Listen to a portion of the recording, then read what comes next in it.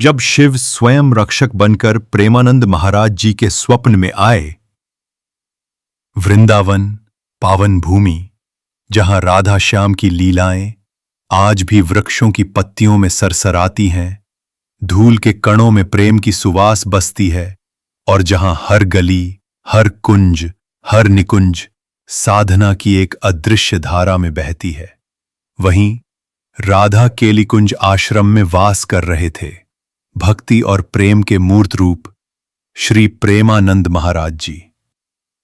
महाराज जी दिन रात श्री राधा कृष्ण की सेवा में लीन रहते थे।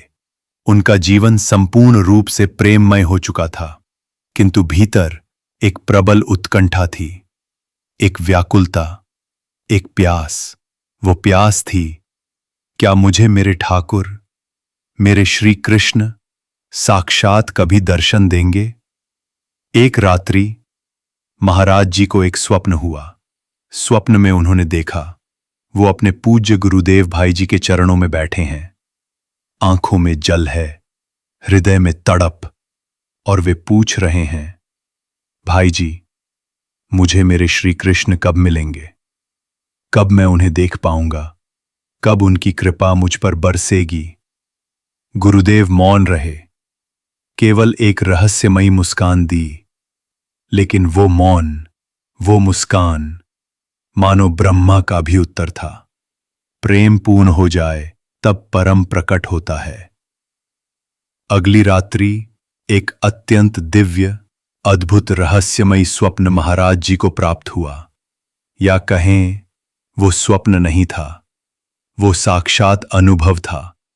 उन्होंने देखा सामने एक तेजस्वी आकृति प्रकट होती है, एक योगी, जटाधारी, मस्तक पर चंद्र, गले में सर्प, भस्म रमाए हुए, त्रिशूल धारण किए हुए, स्वयं भगवान शिव।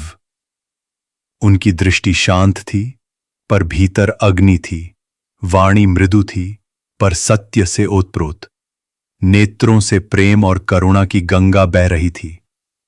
भगवान शिव ने प्रेमानंद महाराज जी से कहा, वत्स, तुम्हारा मार्ग प्रेम का है।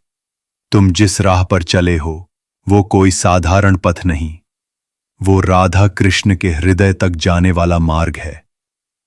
परंतु ये मार्ग तभी पूर्ण होगा जब तुम स्वयं को प्रेम में पूर्ण रूप से विसर्जित कर दोगे। जब मैं समाप्त हो जाएगा तभी वह प्रकट होगा। और वत्स, मैं तुम्हारे इस प्रेम पथ का रक्षक हूं। जब जब कोई श्री कृष्ण के प्रति निष्कलंक प्रेम करता है, मैं उसकी रक्षा करता हूं। मैं उसका पथ प्रदर्शक बनता हूं।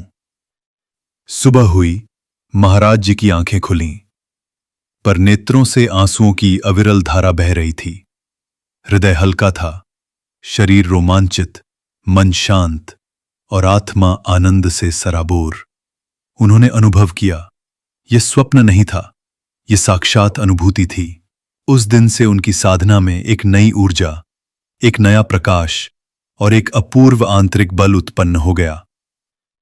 अब उन्हें कोई संशय नहीं था, कोई प्रश्न नहीं था, कोई बाधा नहीं थी। अब केवल प्रेम था।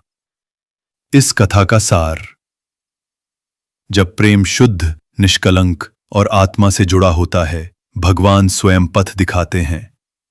गुरु का मौन उत्तर भी जीवन का दिशा सूचक बन सकता है। ऐसी ही भक्ति भाव से ओतप्रोत दिव्य कथाएं सुनने के लिए हमारे चैनल को सब्सक्राइब करें, बेल आइकन दबाएं और भक्ति की इस यात्रा में हमारे साथ जुड़े रहें। जय श्री हरि।